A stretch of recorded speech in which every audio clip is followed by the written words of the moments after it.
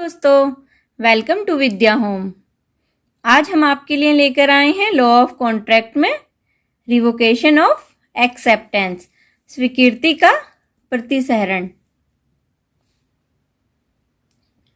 भारतीय संविदा अधिनियम में प्रस्ताव और स्वीकृति का प्रतिसहरण या खंडन करने के लिए कुछ नियम हैं।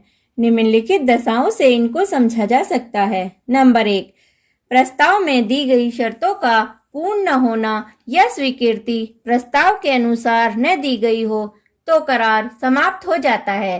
धारा 6 के अनुसार यदि स्वीकर्ता प्रस्ताव में दी गई शर्तों का पालन नहीं करता है तो प्रस्ताव समाप्त हो जाता है।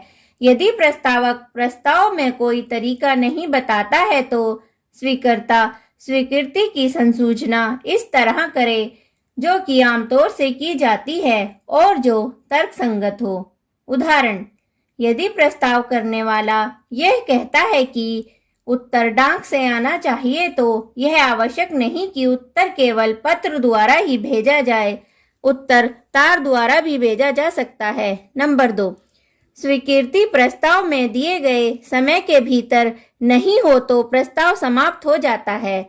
यदि प्रस्ताव की स्वीकृति के लिए कोई समय सीमा है तो स्वीकृति उसी समय सीमा में की जानी चाहिए, नहीं तो प्रस्ताव समाप्त हो जाता है।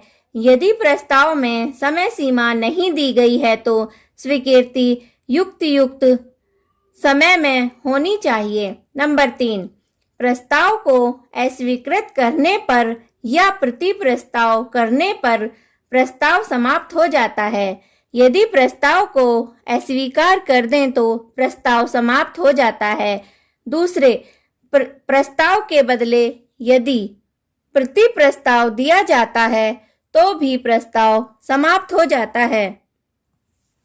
नंबर 4, प्रस्तावक की मृत्यु या पागलपन के कारण भी प्रस्ताव समाप्त हो जाता है। प्रस्ताव तब समाप्त माना जाता है जब स्वीकर्ता को स्वीकृति देने से पहले प्रस्तावक के पागल होने या मृत्यु होने का ज्ञान हो जाता है। नंबर 5, प्रस्तावक का प्रतिसहरण बाय रिवोकेशन। यदि प्रस्ताव करने वाला अपने प्रस्ताव का प्रतिसहरण कर देता है या वापस ले लेता है तो भी प्रस्ताव समाप्त हो जाता है। इसको निम्न तरीकों से समझा जा सकता है। ए, प्रतिसहरण का समय, टाइम ऑफ रिवोकेशन। प्रस्ताव का प्रतिसहरण या खंडन उस समय तक हो सकता है जब तक कि स्वीकृति डाक में न भेजी गई हो। यदि स्वीकृति डाक से भेज दी गई है तो प्रस्ताव स्वीकृत माना जाएगा।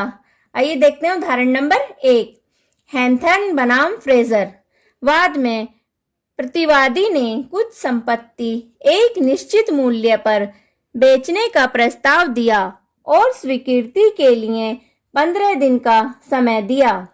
प्रतिवादी ने अगले दिन उस प्रस्ताव को वापस लेने के लिए पत्र डाला जो वादी को 5:30 पर मिला, परंतु वादी ने पहले ही 3:30 पर स्वीकृति का पत्र भेज दिया था। न्यायालय ने निर्णय दिया कि स्वीकृति वैध थी और संविदा का निर्माण हो चुका था क्योंकि स्वीकृति पहले ही भेजी जा चुकी थी। अतः प्रतिवादी अपने प्रस्ताव को वापस नहीं ले सकता था। उदाहरण नंबर 2, साधुलाल मोतीलाल बनाम एमपी राज्य तथा अन्य। वाद में वादी ने निविदा को प्रस्तुत किया जिसे सरकार ने एक पत्र द्वारा संसूचित करके स्वीकार कर लिया। उसके बाद वादी ने तार द्वारा अपनी निविदा को वापस लेना चाहा, परंतु तार पहुंचने से पहले ही सरकार पत्र द्वारा स्वीकृति की संसूचना भेज चुकी थी। अतः इलाहाबाद उच्च न्यायालय ने निर्णय दिया कि संविदा पूर्ण थी और अब वादी को अपने प्रस्ताव को वापस लेने का अधिकार नहीं था। बी, प्रतिसहरण की संसूचना केवल प्रस्ताव करने वाले या उसके अधिकृत एजेंट द्वारा होनी चाहिए। भारतीय संविदा अधिनियम की धारा 6 क्लोज 1 के अनुसार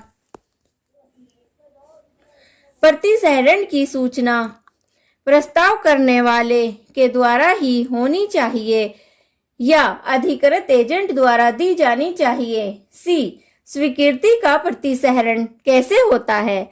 एंसन के अनुसार स्वीकृति तब तक पूर्ण नहीं होती जब तक इसकी संसूचना प्रस्तावक को नहीं होती। अतः स्वीकृति का केवल उसी समय तक खंडन हो सकता है जब तक प्रस्ताव स्वीकार नहीं होता।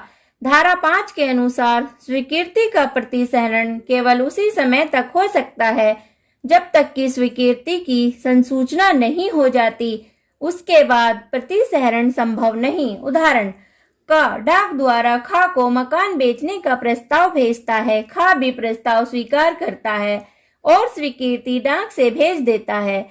ख अपनी स्वीकृति उस समय के पूर्व या उस समय तक वापस ले सकता है जबकि स्वीकृति की संसूचना का पत्र क के पास पहुंचे। उसके बाद वह अपनी स्वीकृति वापस नहीं ले सकता। दोस्तों, विधि के विषय से संबंधित वीडियो और important notes and question bank के लिए नीचे दिए लिंक पर विजिट करें www.vidyahome.com। Thank you guys.